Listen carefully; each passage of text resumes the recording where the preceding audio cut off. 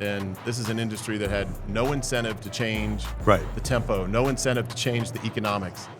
And so we said, hey, we're willing to go. It's always going to have a human element. Has to. You're never going to hire a CEO with an AI interview bot. No. Do you raise sales by 22%? Okay. I need to know more about that. Exactly. The board's going to be asking those questions. The more and more, I think the deeper we go into AI, generative AI, or agentic, or however you want to go with it, the more we go, the deeper we go, the more trust is going to come up.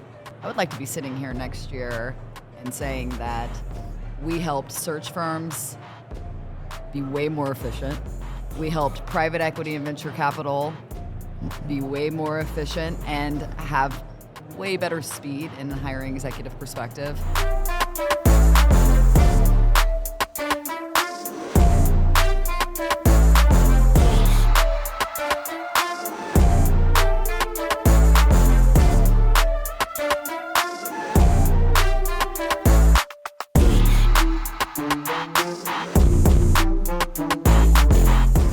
This is William Tinka of Work Defined. We're at HR Tech in Vegas, Morovia. And there's a story to this. We have 3 executives from Morovia here with us today. So we're going to learn all kinds of good stuff. So why don't we do the story first? Who wants to tell the Morovia story? Oh man, I'll take it. All so right. the 3 of us started this business back in the spring. Okay. And so Vicky is a marketing wizard, and we go through this elaborate naming process. And every name the 3 of us could come up with, it was already taken. Oh yeah. Or the URL was sold, or meant something really obnoxious in some obscure language. So like everything was off limits. It's a Latin word for something you don't want to have Urban your Dictionary company. was definitely confirmed. I've got 3 posts on Urban Dictionary. It was a minefield. So finally, like at a point of just complete surrender, Jen comes up one night and says, "What if you take like MA out of Matt's name?" Okay. RO out of Jen's last name. Got it. And then VI for Vicky. And we're like, well, that's the dumbest thing we've ever heard. And here we are. So we love it. But the name was available. There were no... all the social, all that stuff. Generally, we got pretty lucky that way. There's a hotel somewhere in Italy. That's We thought it sounded sort of like a posh car. It does actually sound like that. My wife hazed us because she thought it sounded like a weight loss drug, like a GLP. It's just one shot a week with Morovia, and you will lose at least 10 pounds a month. Exactly. There is efficiency in it. Absolutely, that's the goal. That isn't a bad bit to do as like a commercial. Yeah. And just do it with all the things. A little spoof of it. We're good for it. That's kind of a fun bit. Yeah, the world is our oyster for sure on it. Well, I also think now that there's a hotel in Italy, I think that sounds like a retreat to me. It does. We got to go. It's a good call. We got to see it. Find your executive team, lose weight. Next podcast. Morovia. At the Morovia Boutique Hotel. Dude, this is so awesome. Yeah. No, all right, why don't we do introductions? So why don't you start first? Yeah. Tell us a little bit about what you do.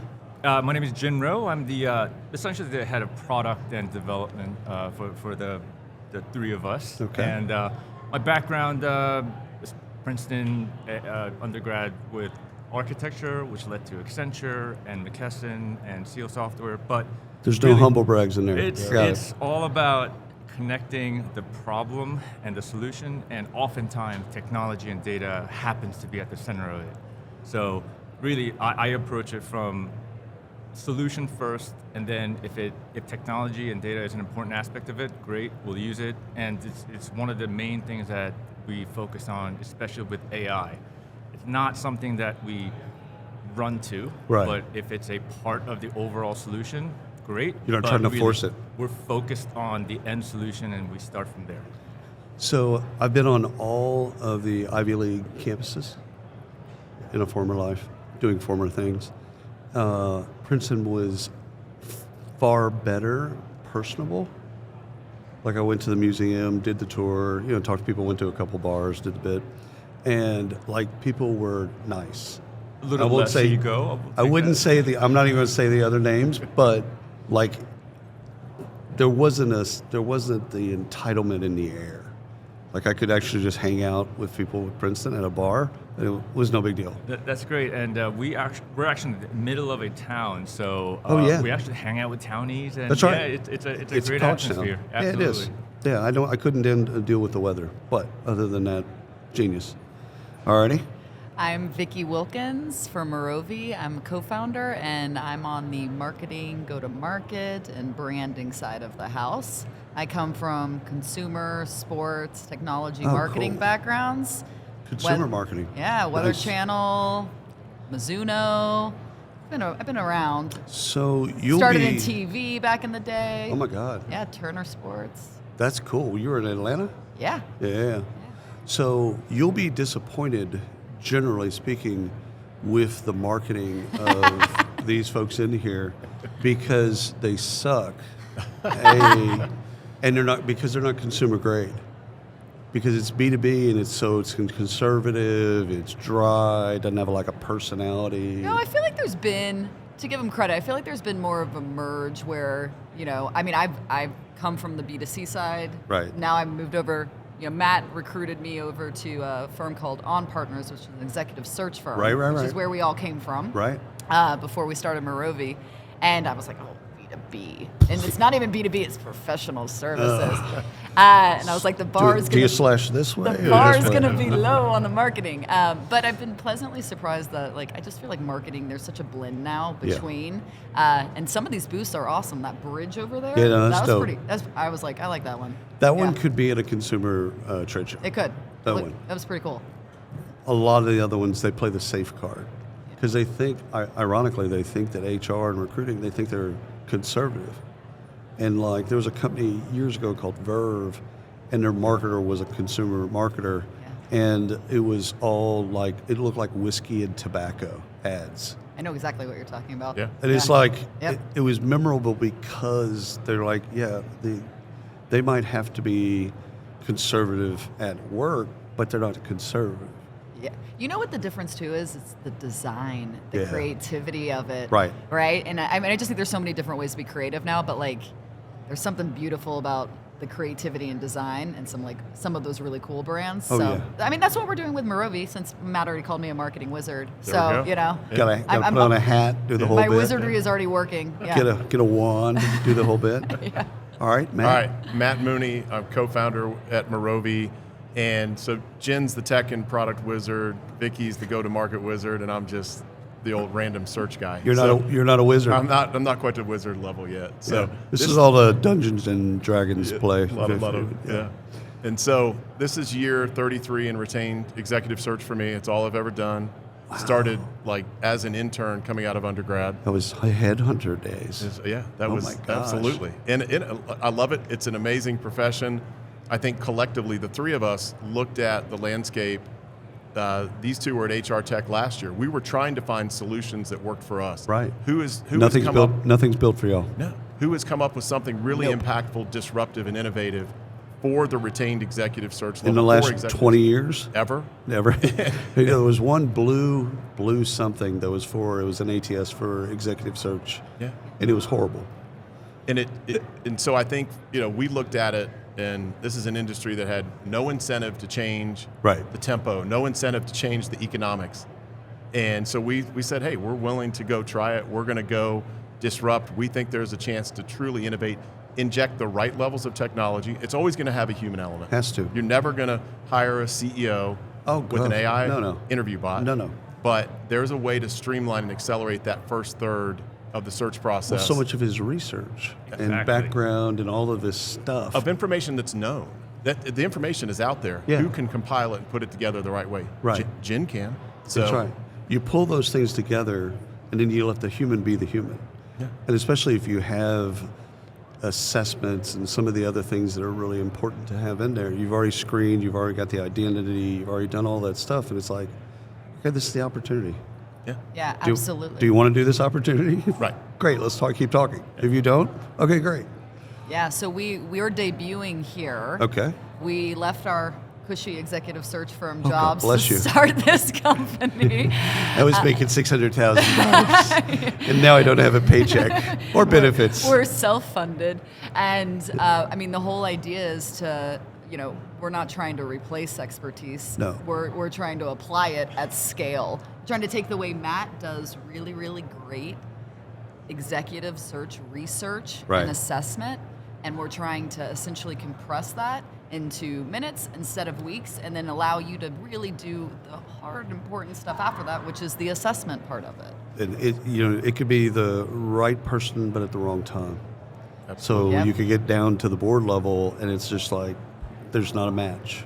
That happens in all kinds of recruiting, but the stakes are higher the higher you go up in the organization, because one bad executive can take your entire company. Absolutely. Whereas if it's a carts person at a Walmart, they're not going to do that much. I was a carts guy, so I can say this. They're not going to do that much damage. Whatever they do, it's not going to impact the stock price. So the technology itself, tell us a little bit more about the tech, because you're going into established executive search firms. And so whatever they're using now, note cards or otherwise, whatever they're using, there's a displacement of that. And then you got to get them to use the system. The main thing was that, again, and we said, you start from the solution and sort of work backwards. The main thing that we were trying to do was emulate how Matt assesses candidates, right? So just a few years ago, Matt and any of the other recruiting folks were looking for candidates. They try to grab as many different tools as they can. Right. LinkedIn and others, and you're doing keyword searches and Boolean searches. You get a list of candidates, and you really still don't know why they're up. You have to go through and read through and research each one of them, validate that their experience was recent and that this person worked in the right company type last year, not 20 years ago. And so all of that research and looking at multiple tools, cross-referencing, knowing that the company that had the equity event 2 jobs ago, he was there and he was a leader and a relevant contributor of that event. Those are things that he would do to make sure that the candidate was the right candidate. That's the what I've called is historically the breadth of depth. Absolutely. Like a Java developer might be and this is outside of y'all's ballpark, but they might have been a Java developer for 15 years, but were they doing one Java development project and deep, or was it wide? Yeah. And to be able to understand that for executives, like, okay, you said you raised sales by 22%. Okay, I need to know more about that. What did you do to get there? Exactly. What are the strategies that you've applied? Were you just in the room? Exactly. Did you do it consistently, year over year, multiple jobs? Do you have a track record of success and equity events along your way? So these are all things that Matt would be able to notice. Because the company's paying you to know that. Absolutely. Yep. They're paying, that's the bid. A lot of money. They're paying 1/3 of the first year's estimated total cash comp. That's a big number. That's a number. Yeah. This is also time saving, the efficiency side. And you said the minutes, seconds, etc. There's the time that historically they just spend. They're doing good work. There's nothing negative to it. It's just it takes time. Yeah, and when you really look at it, executive hiring, it's supposed to be a very in-depth process, right? There's a lot of context because it's a high-risk situation, right? But at the same time, you when you really look at it, like 1990 searches took 100+ days. 2025 searches take 100+ days, and it doesn't matter what search firm says, whatever the timeline. That's the reality. That's the reality. Because of all the research that has to go in. Yeah, and then when you think of the labor that goes into that, right? So whether you're an enterprise, client who has an executive talent team in-house, or you are a search firm and you have multiple researchers. Right. So there's a labor aspect to it. So our goal isn't really necessarily, hey, speed for speed's sake. No. It's more... Got to be quality. It's got to be quality. And also, there's a lot of companies who can't use executive search firms because they can't afford it. That's right. So how do you democratize the expertise of Matt in a way where smaller to mid-sized companies can actually use Morovia as a tool, get the value and the depth and the context, and then take the process, once we have the prospects we really are really interested in, and then go from there in terms of interviewing. Right. So do we do any search anymore? Yes. We do. We do. Yeah, There's absolutely. a little bit of search. A little bit of search because we think, it's a great way to evangelize that story out in the market. So And we have, keep your hands in the dirt, so to speak. stay active in the market, but also we have clients where we're doing searches for them, but then they also get exposure and they're using the software for their own activities internally as well. So we like that. And I think, I want to stay active in the market. We want to continue to have kind of the right strategic searches and expand, the client relationship, but it's a great way to do that. I love that. Yeah. I think the thing, identity verification fraud that comes along with it. Ryan and I were at iSolved, an event, and one of the executives we interviewed was the chief executive of fraud prevention or whatever the bit was, and the stuff he dropped on us coming out of North Korea, we're like, what? He's like, yeah, they'll just, because if they have your face, then they can make a 3D likeness. They have your voice. You can be on a Zoom call. Brad's Brad. Done. Brad's not Brad. It's scary. Oh my God. That it's is scary. I got an email from somebody like a year ago saying, hey, by the way, on X and LinkedIn, your face is the profile for this head of some Irish, but I guess I look like standard Irish dude out of Central Casting. But like they used my face as this fake persona Yeah. you talked about for Yeah. some Bank of Ireland or something. Well, that's something, as you do the vetting, it's another level like ID Me or whatever. It's like you got to get to the heart of, is this person that we're talking to? We've got the skills and then, we got all that, the stuff, but is this person this person? Because that's going to be a thing that the board is going to care more about in the future is, okay, at the end of the day, I got it, we like it. And Yeah. one of Is the- that person that person? And I think that's where I think our world at the executive search level, there's always going to be that need for the human side as well. Oh. It's the technology that absolutely is going to validate this person is real, and then my ability to call 6 people who've worked with them That's right. over the last decade and Yeah. verify the performance, the behaviors, the culture, the leadership style. That's what's so critical. I don't know that you'll ever get away from that. Now, there's fraud in staffing.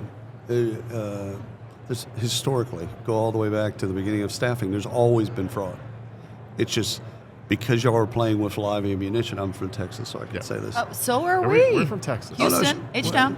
Yeah. Arlington, Texas. There we go. Yeah. I went to TCU. Not Ha, no way. Go Frogs. So I live there, and we have a lake house in Belton, Central Texas. Nice. So anyhow, I can say live ammunition. Yep. So, You're allowed. yeah, but y'all are literally playing with live ammunition at the executive search level.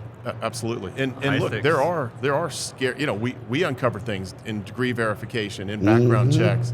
Oh, by the way, you forgot to tell us, you didn't actually graduate from Harvard, or I love the bit in LinkedIn where they just list the university and some years, Right. but they don't list anything else. It's like, did you attend? Well, you lived around the area? in the metro. You're in the zip code. Yeah. All right, okay. No, but did you graduate? Took a weekend course. And That drives me crazy. big time. Somebody would put Stanford, and it's like you dig into it, it's like, oh man, we went to Stanford. Executive Yeah, course. they were there for 3 days over Biggest a weekend. pet peeve. Biggest pet Now, peeve. in fairness, they technically went to Stanford They did. for the weekend. They were there. Yeah, they stayed at a really nice hotel. absolutely. Yeah. I'd say one thing that That is I think absolutely a pet peeve. helps us. I know it totally is. Helps us at the executive level is. We're talking about board members, CEO, Yeah. C-suite. Most of them have very public profiles. They have tons of press releases written about them. Their Right. bio is written in 15 different ways because they've been in events and conferences. So there is a little less Does help. of that. Yeah. Yeah. It does and help. one of the biggest preventions Unless you're Irish. There you go. That's it. Unless you're Matt. fraudulent data is to have as much and as integrated, as cross-linked as possible. So if you have opinions of Matt from multiple sources, Right. and we know that. Right. And we have attributes from Matt where he's posting on multiple sites, and we know that he's the actual voice of these trends and information that are coming out. And we have his academic information from his colleagues and people that he went to school with. All of these different sets of information allow us to really trust that a little bit more. Right. And that's one of the core bases for our data model. It's really flexible in that we're able to take in both structured and unstructured data on an ongoing basis. Nice. So we don't have to just grab the data that we want today. We can just continue to add to Matt's document, and it's something that we're going to be able to reference back at any time. It'd be interesting to plot, to understand the career trajectory. You know, they're at P&G, then they left P&G, then they went over to MTV or whatever, and like map their experience and kind of understand in context from other people, understand kind of who they were. Like nobody was the same at 22 as they are or whatever. It changes. Yeah. But to actually know that. All right, last question. We're here next year. What are we talking about? That's a good question. That's why he's the host. That's right. I have one from a technology perspective. All righty, bring it. Get it, Jen. So one of the things that I think we're going to see, because AI is everywhere. Right. There's already AI fatigue. I think one of the biggest things about AI is the trust factor is so critical. Right. I've so many times turned off a video because that's AI generated. That's right. Turned it off, moved on. Saw a picture, it's AI generated, move on. Even in our case, we need to make sure that everything that we put out about a person it is credible, it's backed up by fact and proof, and we're showing it, we're detailing it. Right. So that's the product. It's a critical element of using and leveraging AI. So I think the trust and security element around AI is really going to shake out. I think it's going to be something that we will really be able to trust it more. That's the board. The board's going to be asking those questions. The more and more, I think the deeper we go into AI, generative AI, or agentic, or however you want to go with it, the more we go, the deeper we go, the more trust is going to come up. It's going to be required, and you're going to have to be able to prove it, back it up, and have something differentiating to really make that part of the fabric of your technology solution and your product and your process. I think that helps executive search firms. That's what because it's just like whatever the thing looks like a dossier, whatever the bid is, it's like verified, verified, verified, verified. Yeah, I want to say, I would like to be sitting here next year and saying that we helped search firms be way more efficient. We helped private equity and venture capital be way more efficient and have way better speed in a hiring executive perspective. We helped the companies that are smaller or mid-size actually get the value of executive hiring and executive search without having to shell the big dollars for it. Well, and you're not, as you said earlier, you're not shaving off with efficiency and speed. You're not shaving off quality. Yep. Quality's that's tip of the spear. We got to have quality, especially in what y'all do. Speed is one of the things that the industry has never actually really focused on. Yeah. No. So, Matt, do you have anything? Look, I think Jen touched on it. I think we'll see AI and all these new technologies become part of the fabric in 2026, but it's going to be more foundational. It's not going to be big, glitzy, sexy, game-changing up top. It's going to be mundane things that we do well, accelerating processes, adding more information, adding more validity to things, but it's going to be kind of just like all emerging technologies. It's going to be kind of slow, solid, foundational stuff that doesn't like blow your socks off, but you look up a couple years later, it's like, okay, this is everywhere, and it's impactful, and it works. Well, I look forward, this is improv. So I look forward to a day of coming to HR Tech and not talking about AI. Absolutely. I can imagine. It's ubiquitous. It's just how things go. What we talk about the internet. Like how we talk about the internet. We don't talk about electricity. Right. No. We don't talk about cloud. We don't talk about wireless. Right? No. I mean, it's just it is.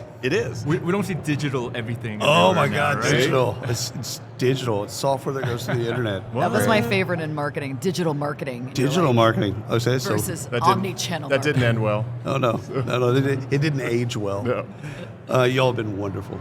Thanks for having us. Thank you very much for coming on the show, and we're out.